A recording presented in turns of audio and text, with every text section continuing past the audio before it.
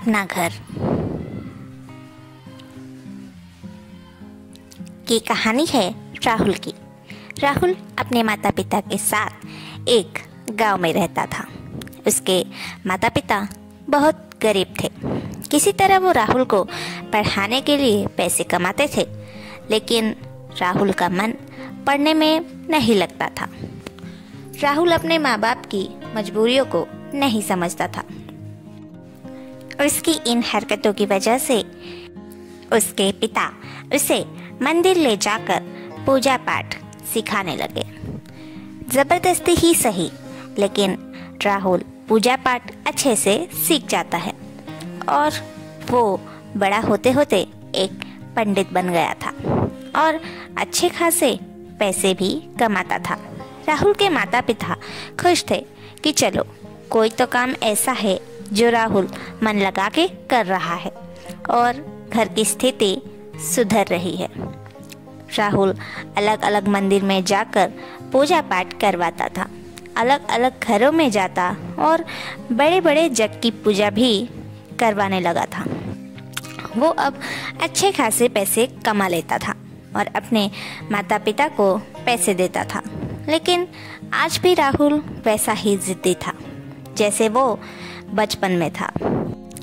उसे सिर्फ अपने मन का करना अच्छा लगता था।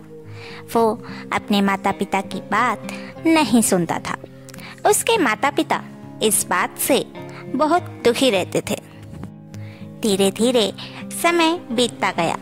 वक्त के साथ राहुल बहुत ही बड़ा पंडित बन गया था। वो दूसरे शहरों और गांवों में जाकर पूजा करवाने लगा था। अब राहुल के माता पिता को अकेलापन लगने लगा, क्योंकि राहुल पूजा पाठ में व्यस्त रहता था।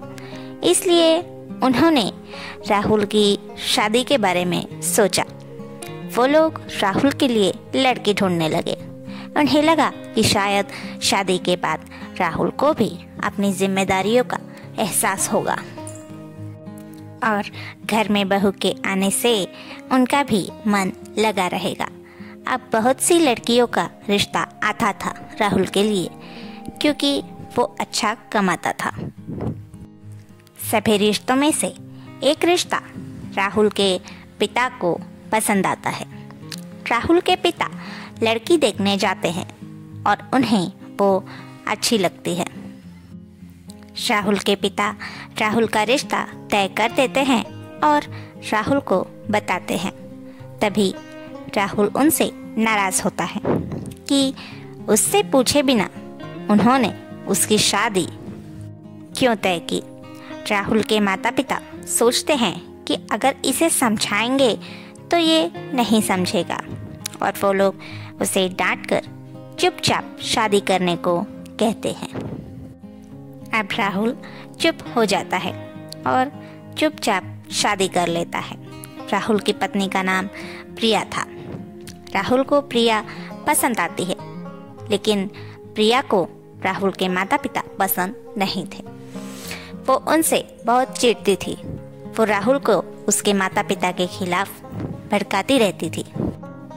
धीरे धीरे वक्त बीतता गया और राहुल का स्वभाव ठीक होने की बजाय और बिगड़ता गया। वो अब पैसे लाकर अपनी माँ को नहीं बल्कि अपनी पत्नी को देने लगा, लेकिन उसके माता पिता ने सोचा कि इसमें गलत तो नहीं है। बहू तो हमें हमारी ज़रूरतों के लिए पैसे दे ही देगी। लेकिन ऐसा नहीं होता है। जब वो लोग अपनी बहू से पैसे मांगते हैं तब प्रिया मना कर देती है और कहती है, आप लोगों को पैसे क्यों चाहिए?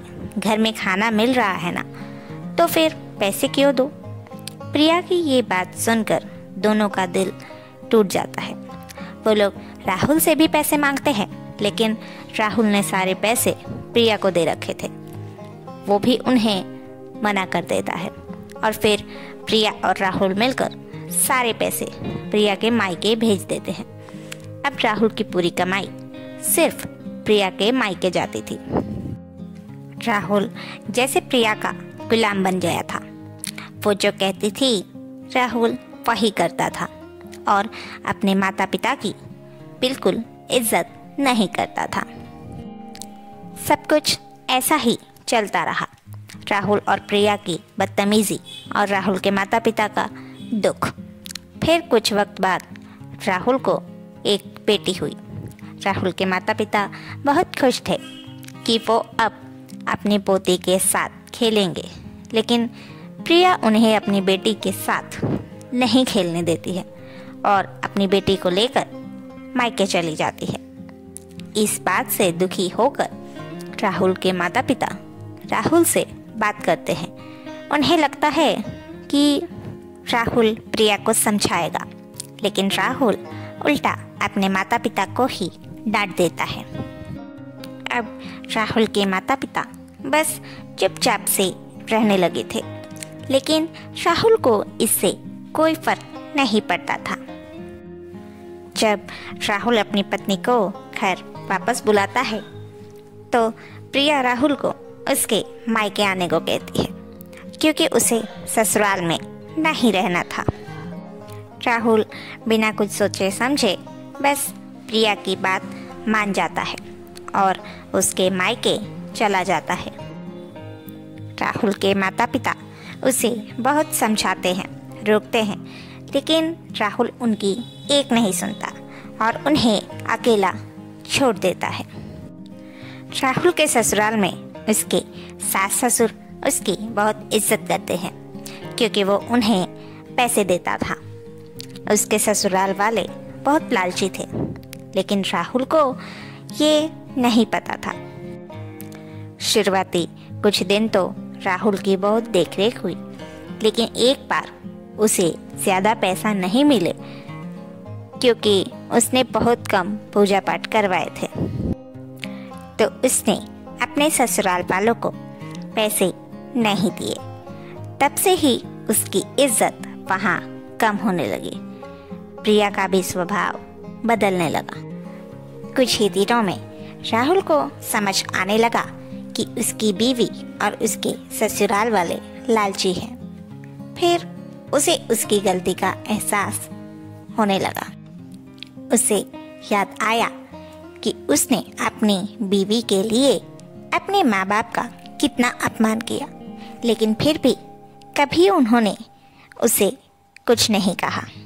राहुल को एहसास हुआ कि वो तो अपने माता पिता को उनकी ज़रूरतों के लिए पैसे भी नहीं देता था, फिर भी कभी उस घर में उसका अपमान नहीं हुआ। राहुल अब समय बर्बाद न करते हुए अपने घर वापस जाता है और अपने माता पिता से माफ़ी मांगता है, और उसके माता पिता भी उसे माफ़ कर देते हैं। राहुल खुशी खुशी अपने माता पिता के साथ रहता है और अपने कमाए हुए पैसे अपने माता पिता को देता है। जब प्रिया के घर पैसे नहीं गए, तब उसके घर वालों ने उसे भी घर से निकाल दिया कि तेरा पति पैसे नहीं दे रहा तो तू यहाँ नहीं रहेगी। अब प्रिया रोते हुए अपने ससुराल वापस आती है और अपने सास ससुर के पैर पकड़कर रोने लगती है। माँ जी, पापा जी, मुझे माफ़ कर दीजिए। मैंने मेरे लालची घर वालों के लिए आपका बहुत अपमान किया। प्लीज़ मुझे माफ़ कर दीजिए। मुझे अपने साथ रखिए। मुझे पैसे नहीं चाहिए।